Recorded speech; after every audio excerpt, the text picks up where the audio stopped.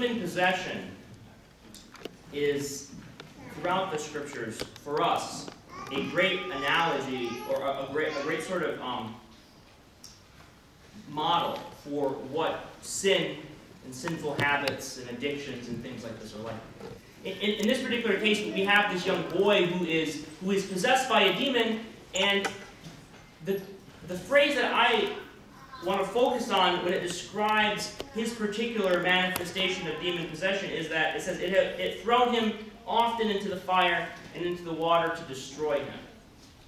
And this is common among many of the cases of demon possession that Christ encounters in the gospel, is that the demon is desirous to destroy and actually take the life and to kill whoever it is that they're possessing.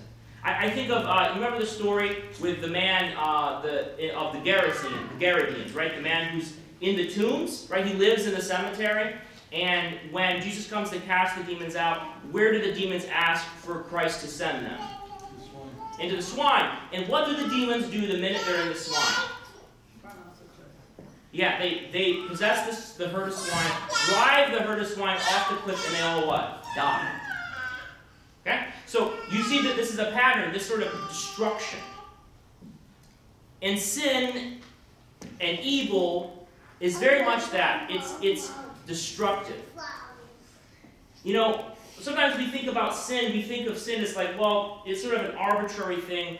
You know, God sets these rules, and we're not supposed to do these things, right?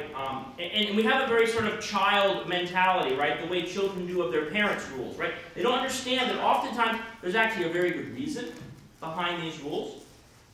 It's more just, you know, and as parents we often are guilty of saying things like, well, because I said so, right? Because we don't want to have a debate about it anymore. But the problem with that model is it just assumes that somehow that sin and the punishment that comes from sin are separate. But they're not. You see, evil, sin, and death are all the same thing. Sin is like demon possession because it tries to destroy us. And this is why God doesn't want us to sin. This is why Jesus, when he heals people, he also says often to them, go and sin no more. Right? The same way, as a parent, you would want your kid, you say what? Like, you know, drive safe, you know? Or, you know, don't play with the fire anymore, or something like that. Because you're sincerely concerned for the well-being of that child. Right? Their physical safety, whatever it is. And so the same thing is with sin, is that God doesn't want us to do it because he's looking out for our own best interest. Okay? Because sin is not God's problem, right? He's not offended or put out or bent out of shape because of what you do or don't do. Okay? He's God, right? If he was, he wouldn't be God. He would be like us. So sin is our problem. So let me give you another way to think about this of, you know, sin equaling death and evil, right? That being all basically the same thing. Evil exists in the world, and God created all things. Who created evil?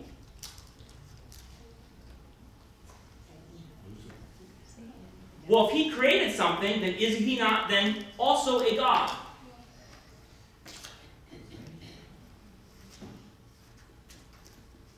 Problem, right? If Satan created evil, where did he create it from? Out of nothing? Like God? Okay. Don't worry, the church fathers thought about this for you. Evil is the absence of goodness. Okay? Existence, right? To merely exist is itself good. Right? When God created things, in Genesis chapter 1 and 2, right? God created, what? The birds of the air. And what does it say? God said it was good. Because existence itself is a good thing. Right? That's why suicide is always like a tragedy, right? Because life itself, there's something inherently good in it to exist. Evil is not a thing. It's a non-thing. It's the absence of something. It's like darkness, right? Darkness isn't a thing. It's just what? The absence of light. Okay. So why would God want us to avoid sin, to avoid evil things? Because evil deeds and actions make us evil people. And evil people are on the cusp of not existing. They don't fully live, you know? They're not fully alive. So this is the idea behind this, is that there is a sinfulness that it's a destruction to us. It's us choosing death over life, literally. And this is why we die physically, is that we sort of rot from the inside. Now, when there's a few funny things in this story. The apostles try to cast them out. Right? First, the father does what? He brings the boy to the apostles and asks them to cast it out. And do they have any luck? They fail, right? What does Jesus say to them in private? They go up to him and say, Jesus, why couldn't we do it? It's worked all the other times. What does he say? This kind only comes out by what? Prayer and fasting. Oh, how appropriate for Lent, huh? You know, the church always thinks of these things. So here's the application for us, kind of in our daily lives, is that the demons that haunt us, those bad habits we can't get rid of, those obsessive, really terrible thoughts, right? The things in our desires and our thoughts that we would be ashamed of if anybody knew. These sort of kind of habits and ways that we've built up living over the years that are really for our own self-destruction, right? We all have, or have had in greater or lesser degrees through our life, self-destructive habits and thoughts that destroy us, that destroy our relationships. And we know some people that are much more self-destructive than others, right? And they stand out. But we all have a little bit of that in us, a self-destructive tendency. And how do we get rid of that? How do we move from death, right, of not fully living, of barely existing, to really living a full and abundant life that Christ talks about in the Gospels? These demons of ours only come out by prayer and fasting. That's why Lent is given to us. It's an incredible tool to rip out, to excise these things from our lives. And here's the other thing, because usually the apostles just give a command, right? And this is equivalent to you and I, when we have something in our lives that isn't going right, we just what? We kind of ask God to magically make it disappear or fix it, right? What do we often not want to do? Put in some sweat and hard work.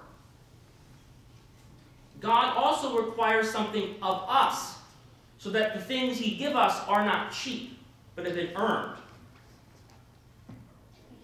The woman, the Syrophoenician woman who comes to him, whose daughter is ill, and he says to her what? Like, go away, I didn't come to the lost house of Israel. It's wrong to give what? The crumbs of the table, or give the food of the children to the dogs, right?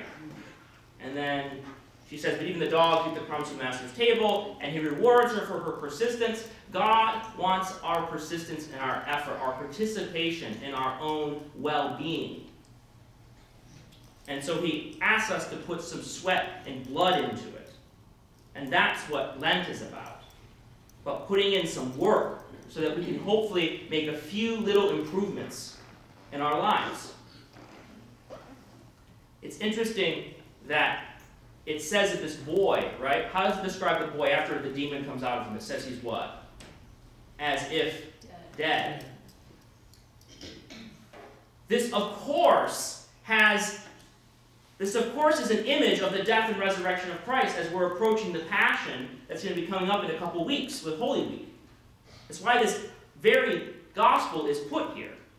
Because just as that boy was delivered from evil and was as if dead, and then Christ what? Picked him up and said, arise, right? I mean, how much clearer of an image of the death and resurrection of Christ do you get?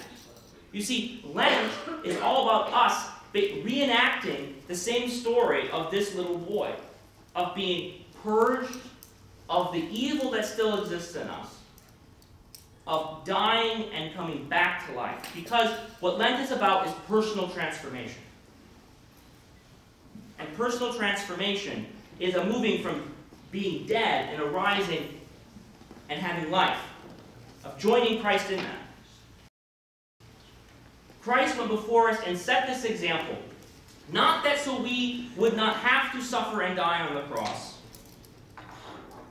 but to show us how to do it, right? To invite us to join him on the cross with him, so that we could also practice his passion, participate in his death, and also share in the resurrection in new life.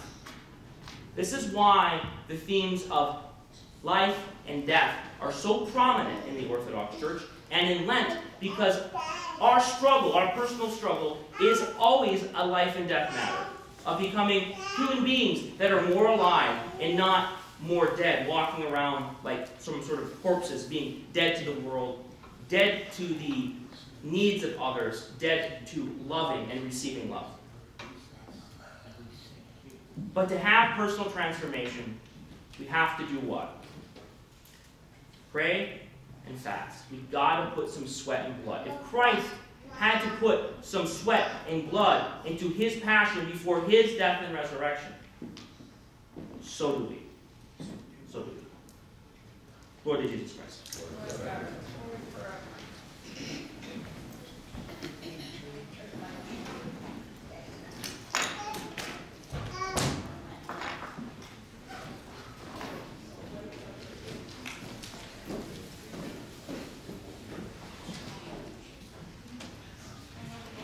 Let us say,